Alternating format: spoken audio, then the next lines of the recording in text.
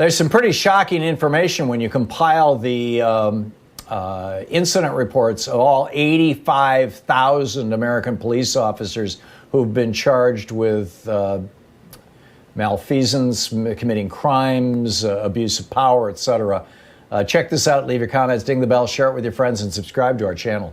Gannett, the company that owns USA Today, they have compiled a database of police misconduct.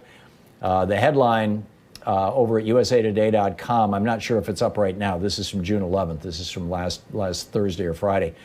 We found 85,000 cops have been investigated for misconduct. Now you can read their records. And they published a database, and I went to that database and I plugged in Oregon, and sure enough, 5 pages of Oregon cops who have been busted for misconduct, but who are still cops. And, it goes on and on from there. So, something worth knowing about, something worth checking out. Alejandra in Santa Barbara. Hey, Alejandra, sorry when I put you on before. I was using the wrong screen and I pushed the wrong button, but I think I've got you now. You on the air? Yeah, I think so. Can you hear me? Great. Yep, I hear you fine. What's good. up? First of all, I want to commend you on your patience with Brenda. Secondly, I have a big thank you for constantly stressing the history of our police departments that were, that their origins were to chase slave patrols. And yeah. I don't think I don't know how the Brendas of the world aren't aware of this. And that when we hear this cry, defund the police, so many people are saying, oh, we can't. That just will lead to, that'll lead to chaos. But they're saying that police training should be increased for mental illness. Those trainings only allocate more funds to the police, and those trainings are, what, a couple days? Are we really And we already have people who are trained in how to deal with mental illness. Training as someone who is a mental health professional? When Exactly. we say defund the police, we're talking about putting those resources in places that would really behoove our communities.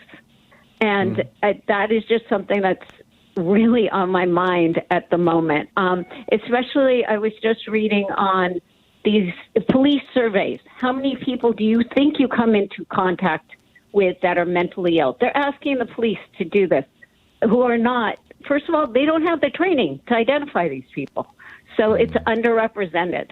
And it is something that I really think about because communities of color, communities of working poor they suffer the most at having a scarcity of all these resources. And thank you for letting me. It was a good rant, Alejandra. And it's absolutely right. I mean, there are people who have spent their lives learning how to deal with mentally ill people. They had obviously a passion for it, or they wouldn't have studied it in college. They went through undergraduate courses. They went through graduate courses. They understand the origins of mental illness. They understand how to spot mental illness. And perhaps most importantly, they know how to treat mental illness. And those are not the those are not the people who are our first line of interaction with mentally ill people. Instead, it's the police. And guns are not an effective way to treat a mentally ill person. Period. No, full stop. It's like if you were having a heart attack, would you ask for a police officer or would you ask for a doctor? Right. And so if you're having a brain attack, do you ask for a police officer or a doctor who's trained in how brains work, how minds work? Yeah. You made your you may and your point that defund the police is essentially a rhetorical slight is it's kind of sad to see some Democrats getting into this. Oh, we can't talk that radical. No, you make outrageous, not even outrageous. You make the maximum demand that you want, and then you negotiate something that you can accept. And, we're not, defund the police, disband the police. Actually several cities have done this. Camden, New Jersey did this.